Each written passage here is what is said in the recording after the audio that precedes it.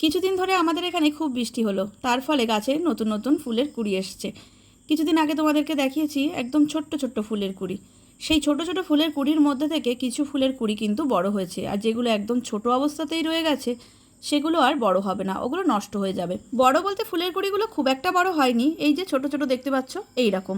পাশে যে ছোট্ট ছোট্ট লালগুলো ওইগুলো নষ্ট হয়ে গেছে, ওগুলো আর বড় হবে না। ফুলের কুঁড়িগুলো যখন চোখে পড়েছিল ওই ছোট্ট অবস্থাতেই তোমাদেরকে দেখিয়েছিলাম, তখন আমাদের এখানে রেগুলার বৃষ্টি হচ্ছিল, একটানা 4-5 দিন ধরে রেগুলার বৃষ্টি হলো। কিন্তু ড্রাগন গাছে যেহেতু জল কম লাগে তাই বর্ষা নামলেই অনেকেই ভয় পাও, ভাবো ড্রাগন গাছগুলি বুঝি নষ্ট হয়ে যাবে। তবে একটু যত্ন নিলে ড্রাগন গাছের কিন্তু বর্ষাকালে কোনো ক্ষতি হয় না, বরং বর্ষার জন্য ড্রাগন গাছে নতুন ডাল আসে আর গাছটা বড় হয়ে ওঠে।